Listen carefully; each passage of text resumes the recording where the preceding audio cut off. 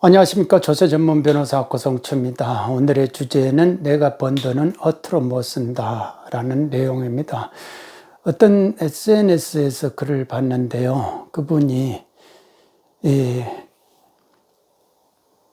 집이 없는 부모님 밑에서 살면서 집을 가져보는 게 소원이었대요. 그래서 열심히 일을 해가지고 집을 가졌답니다.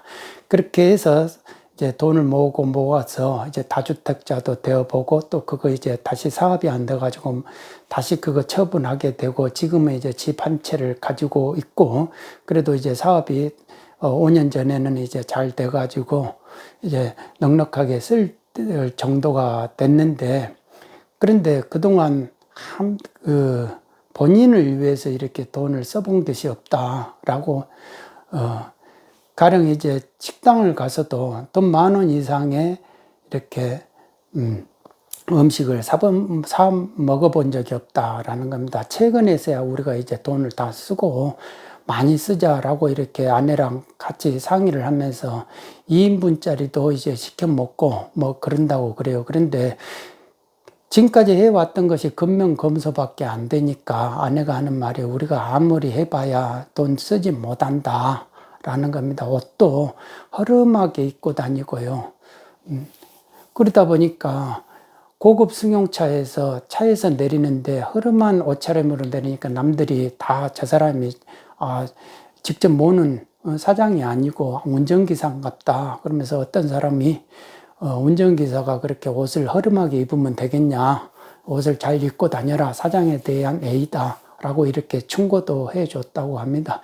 대체로 현금이 많은 알부자들은 실제로 이렇게 잠바 입고 다녀요. 그러니까 그 동네 사람들이 저 사람이 진짜 저렇게 알부자인 줄을 전혀 몰랐다고 그럽니다. 그때 연세대 유증 사건이라고 있었는데 그분도 그렇게 잠바를 입고 다녔다고 그럽니다. 그러니까 주위 사람들이 그분이 그렇게 현금이 많은 줄을 전혀 몰랐다고 그래요. 실제로 그 글을 보면은 채식주의자여가지고 고기도 잘 안 사 먹고 그랬다고 그럽니다. 그런데 본인들의 가장 큰 사치가 뭐였냐면은 자식들을 통해서 대리만족을 한다. 자식들이 모든 명품을 사고 사치를 하는 거예요. 자식들이 원하는 대로 돈을 쓰고 유일한 사치는 그것밖에 없었다라는 겁니다.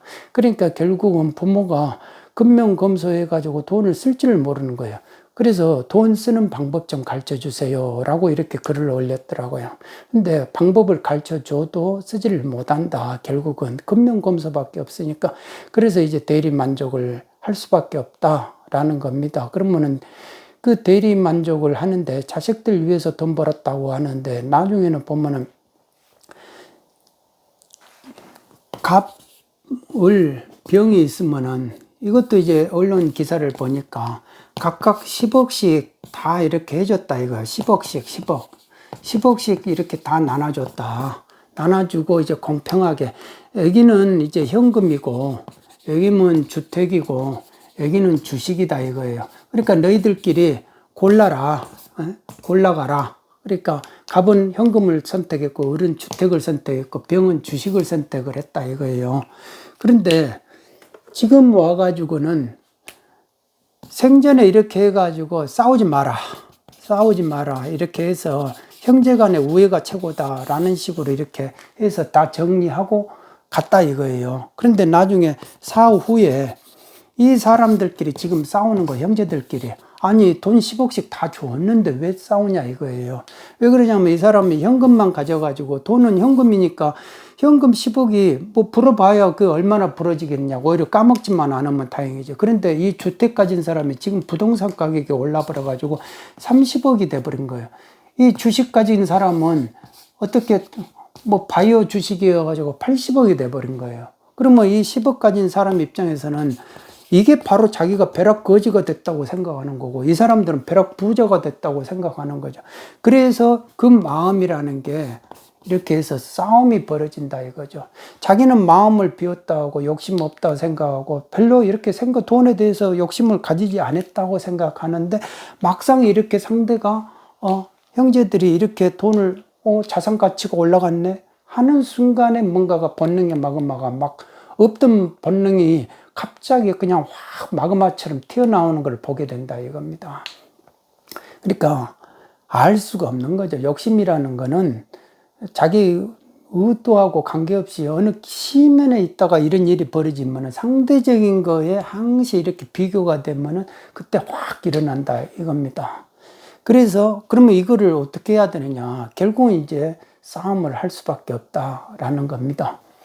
자, 그러면은 이거를 가지고 오려면은 결국은 유류분 반환 청구 소송을 할 수밖에 없어요. 그러면 유류분을 어떻게 해서 가져올 수 있느냐라고 하면은 일단은 유류분 산정의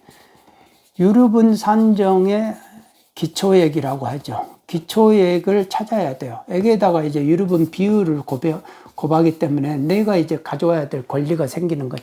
유류분 산정의 기초액은 첫째로 적극적 상속 재산 가액을 구해야 돼요. 이때 명의신탁 재산이 있었는지를 찾아야 되고, 두 번째는 수증액을 찾아야 돼. 상속인들에게 수증액. 그러니까 이게 증여를 찾아야 된다 이거죠. 증여 액수를. 그러니까 여기서 이제 갑부 경우가 갑이 이제 유류분 청구를 하기 위해서는 을병의 거를 이거 30억하고 이거 80억을 찾아가지고 이게 증여 금액을 플러스 해버려야 되는 거예요. 자기는 10억이잖아요. 그런데 이게 증여 당시는 10억이었어요. 증여 당시는 이게 좀 더 10억이었는데 10억이고 이것도 10억이었는데 이게 유류분 산정 기초액을 만들 때는요. 돌아가실 때, 사망할 때 이 사망 시의 가액으로 플러스 해버리는 거예요. 그러니까 이렇게 속구리에다가 이거를 다 집어넣어라.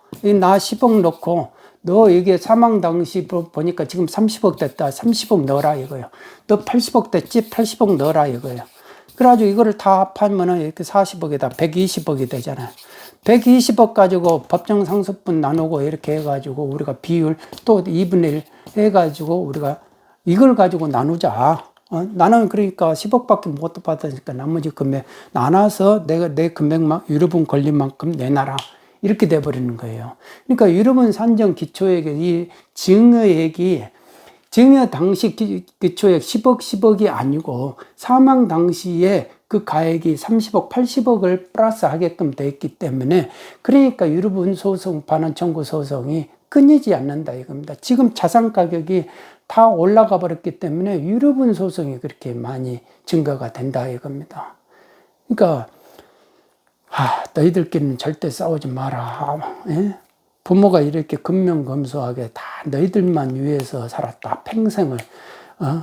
나는 우리들한테 써보지도 못하고 내가 힘들게 모아가지고 이거 쓰지도 못했다. 돈 한 푼 쓰는 것이 벌벌벌 떨어가지고 그렇게 힘들어서. 근데 너희들을 다 잘 되려고 내가 평생을 너희들 위해서만 살아왔고 그렇게 하다가 나는 내가 스스로 돈도 못 쓰고 하늘나라로 갔다. 다 이 의미는 너희들이 잘 되고 너희들이 화목하게 사는 거 그 이상 바랄 것이 없다라고 했는데 결국은 싸우고 있는 거예요. 재승에서 이렇게 보고 있으니까 성질 나죠. 그러면은 연나당한테 어떻게 뭐라도 외출증이라도 끊어가지고 와가지고 내려와야 되는 거 아닙니까? 딱이 한 대씩을 때리려면은. 그러니까 자식들의 이런 자식들을 믿을 수가 없는 거예요. 돈 줄 때만 그때만 좋다 이겁니다. 결국은 나중에 가면은 본능의 마그마가 다시 끊는다. 그리고 이게 지금 명의신탁 이거 있잖아요. 명의신탁. 이 명의신탁을 해놨는데 예전에는 이제 어머니가 야야 아들아 네 이름으로 좀 해놓자. 뭐 하나를 더 사야 되는데 네 이름으로 해놓자. 그때는 이렇게 3억일 때 이런 거를 가지고 어머니 해주세요. 해놓으세요. 그런데 이게 가령이 이제 12억이 됐다. 막 이러면은 이건 내 거다고 이제 어머니하고 아들이 싸워요. 이건 내 거다고. 지금 명의신탁 때문에 그러니까 이게 지금 전체적으로 자산 가격이 올라가가지고 때문에 이렇게 싸운다 이겁니다. 싸우면은 국가만 좋아지는 거죠. 국가만. 왜? 상속 재산을 다시 다 정리를 해야 되는 거예요. 상속세가 이거 상속 재산을 다시 다 플러스 해가지고 다시 다 해야 되는 것이다 라는 겁니다. 그러면 상속세 더 걷어서 좋고 그러지 않습니까? 그러니까 싸울수록 좋은 거예요. 형제들끼리 싸우면 국가만 좋아지는 거죠. 그러니까 국가는 싸워라 하고, 그리고 자산가액을 평가액이죠. 평가액만 잔뜩 올려놓으니까 씩 웃고 뺏어먹는 거, 그러니까 세금만 더 많이 가지고 오는 거예요. 그러니까 당사자들끼리는 이거를 뭐 나눠봐야 뭐 얼마를 가지고 올란지는. 그러니까 이런 식으로 지금은 유류분 소송이 많아지고 그런다 이겁니다. 그러니까 결국은 자식 위해서 열심히 벌어가지고 근면검소 해가지고 내가 번 돈은 허투루 못 쓰고 오매불망 자식들이 펑펑 쓰는 건데, 펑펑 쓰다 보니까 자식들은 관념 속에서 놀죠. 왜 자기들이 안 벌어봤으니까. 막 그래서 이제 막 이렇게 관념적인 이야기들, 막 정의, 추상적인 가치 뭐 이런 거 신경을 많이 쓰죠. 그러니까 유학도 막 부모 돈으로 이렇게 갔다 오다 보니까 막 이념적인 이런 거에 이제 심취할 수 있는 거죠. 근데 결국은 본능에 이렇게 마그마에 끓게 되면서 서로 형제 간에 싸운다 이겁니다. 이념에 충실한 사람들도요, 형제들 간에 돈 가지고 싸우는 사람들 의외로 많습니다.